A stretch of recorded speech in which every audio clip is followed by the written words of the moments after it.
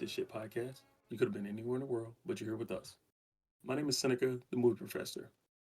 With this podcast, we're going to give you the definitive decision on whether you should go view a new movie release or not. It's real easy. If we say, watch this shit, stop what you're doing, and enjoy some good cinema.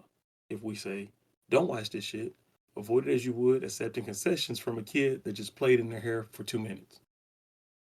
Or don't. You can do what you want. It may be fun. It may have you picking hair particles out of your popcorn. If you don't want to listen to us, you put your life in your own hands. No secret. I'm not fond of prequels. My whole thing is move your story forward. While it is okay and sometimes necessary to give the audience a glimpse into the past, it should be just that, a glimpse. If we have moved past the events of your story and know minor details, what point is there going in and doing a deep dive in a minuscule part of the adventure? I know the point. It is lazy and gives Hollywood the opportunity to not have to do any original work, thus making the process of printing money based on people's love of a property more easy. It's sad and deplorable. I'm not totally against the idea and will say if a series has an interesting spin to put on that early point in its lore, I'm up to revisit the world. While I'd rather look forward, sometimes a look back can be exciting. Harry Potter is a good example. With the Fantastic Beasts series, the lore is that we got to see full grown wizards battling rather than kids just learning to use spells. That is a hook that got me interested. In execution, those movies turned in two good entries and one not so good, in my expert movie professor opinion, but that's a review for another day. So, let's take a look at today's film and see if there is anything of substance to add to the franchise that I honestly thought we were finished with. The Hunger Games, The Ballad of Songbirds and Snakes. The title is already too long to play this damn game. When we last visited Pan Am, the franchise was wrapped up. Jennifer Lawrence had become a movie megastar. Suzanne Collins had proved she had one good stolen idea in her, and we were done. For reasons, some I mentioned, but let's go down the full list. Greed, lack of original ideas, and the decline of the movie industry, The Hunger Games has made its return via a prequel. I'll talk about the story of this one before I get into the way that I was able to confirm this bitch didn't have the talent she pretended to have. Talking about you, Suzanne. Okay, this story starts 3 years before the first Hunger Games. The world is being ravaged by war. People are dying in the streets. Some are so hungry they're cutting body parts off of their fallen countrymen in order to have a disgusting meal of human flesh just to stave off starvation for one more day. Dark stuff we're dealing with. Interesting, but dark, most assuredly. Immediately after the first scene, we have a time skip forward to the 10th annual Hunger Games event. This is the tale of President Snow, the antagonist from the original series, when he was just a young man working towards becoming a homicidal maniac that forces kids into an arena yearly to fight to the death. They skip right over how this became a thing, the part where the Hunger Games were accepted as a part of life. How did the people of this world ever allow this to happen? Yeah, I know there was a war and many people died.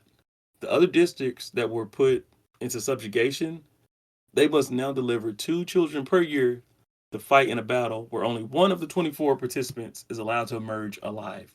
What the fuck? I can't even get into the premise of the story because the setup is still so stupid.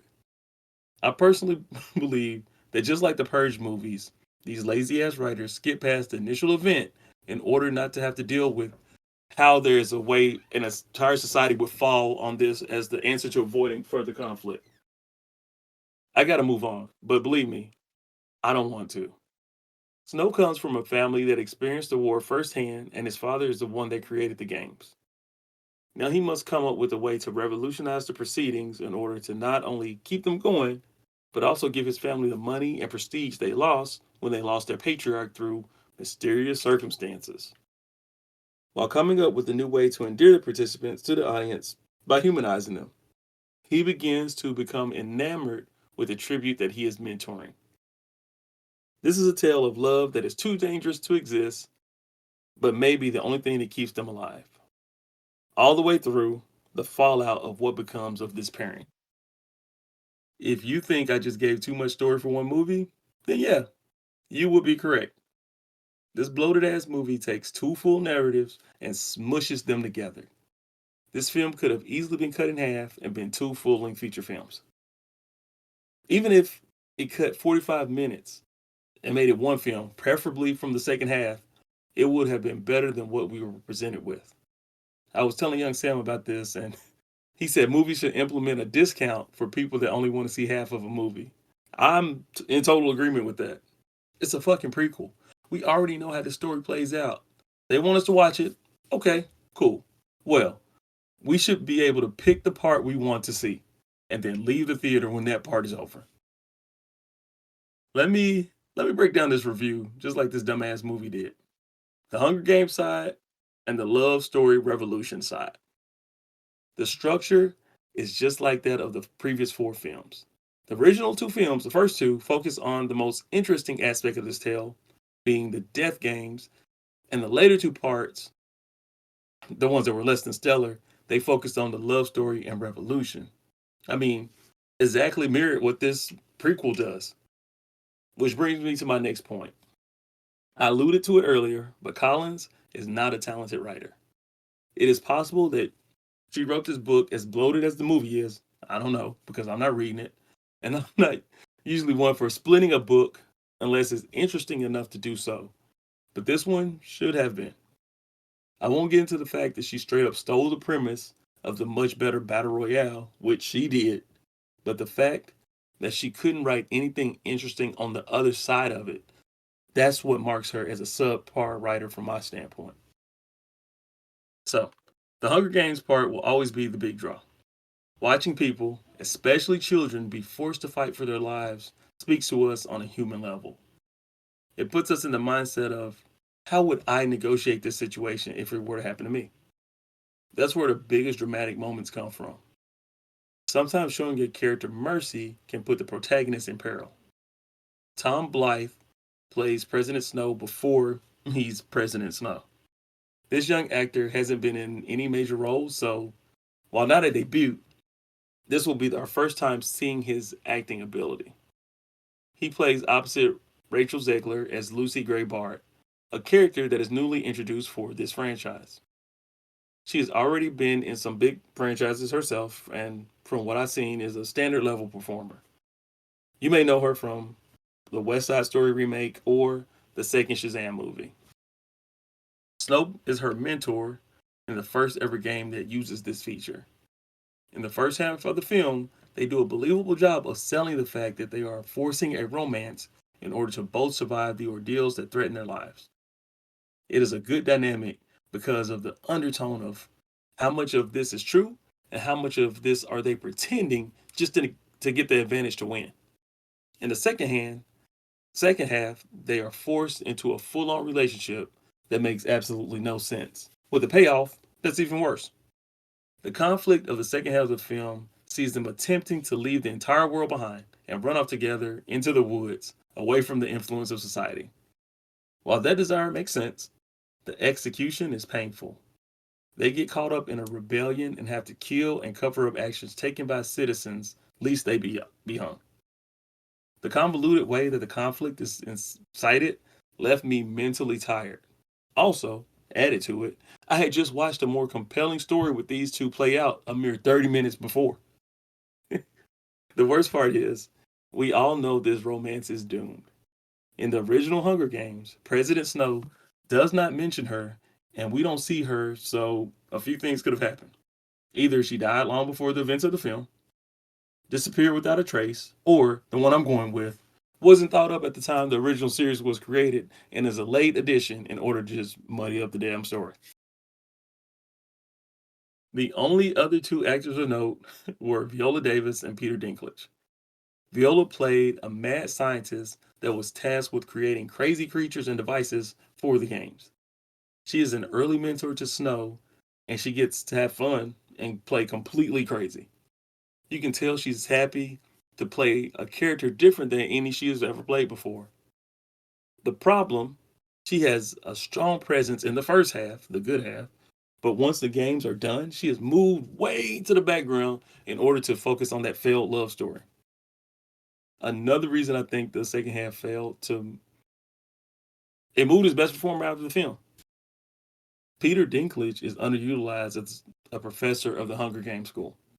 His story starts promising, as he was the friend of Snow's father and had a hand in creating the games. He may also have had a hand in the death of that man, which adds to a very antagonistic presence to their interactions. They are battling on a couple of levels. When the games start, he's gone and only appears infrequently at the very end. That is a shortcoming. No pun intended. Yikes. One thing that I respected from the original is that they did a lot with the little. This one is almost a return to form. The world does seem bigger, but not as crazy as having flying tanks that are able to decimate entire buildings with a shot. Keep it small and personal. The opening scene is super dark, figuratively and literally. Firstly, because the war has people hungry as hell to the point of cannibalization. And next, because we can barely see what the hell is going on. I hate when movies attempt to cover up whatever shortcomings they have by turning down the brightness. If you can't make this scene believable upon visual inspection from your audience, either film it a different way or cut it. Film is a visual medium. I shouldn't have to tell people that went to school for that the audience needs to be able to make out the on screen action. The sets, on the positive, the sets are solid. The arena, of course, was the standout. A basic rock structure enclosed with a tunnel system attached. This gave the combatants multiple areas to fight while looking realistic as a battleground. The arena was cut off by guards and barriers, but somehow, during the games, Snow cheated so much he ended up in the damn games with the kids. He was basically the Vince McMahon of the event, promoting it and putting it on the course to what we would be introduced to, where tributes displayed their talents and personalities in order to gain favor from the citizens watching. All right. For my final verdict, I'm going to do something a little unprecedented myself. For the first half of this movie, it's a watch this shit. For the second half, it's a don't watch this shit. As complicated as it sounds, all you have to do is once the battle royale part is over, turn the shit off. The movie is too long at over 2 hours and 30 minutes for what it gives the audience. The ending, and I won't spoil it, isn't even satisfying. There may be another entry to come, but I hope not.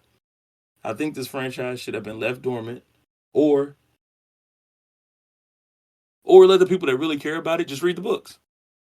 I won't be doing so because I read the other three that the first four movies were based on. And while the first two books were decent, the last one caused me to hate the main character of Katniss. If you write a character that's supposed to be sympathetic and you cause your readers to hate them, you need to rethink the writing process. Thank you for listening to another episode of Watch This Shit. You come here for the realest take on new movies. So make sure to follow us so you're not left in the dark on whether you should go check out a new movie or not. If you haven't seen this shit yet, watch that half I told you to and immediately turn the shit off. Yeah, like I said, it may seem complicated, but trust me, it'll make sense when you do it. Come back next time when we review Trolls Band Together. And good day to you.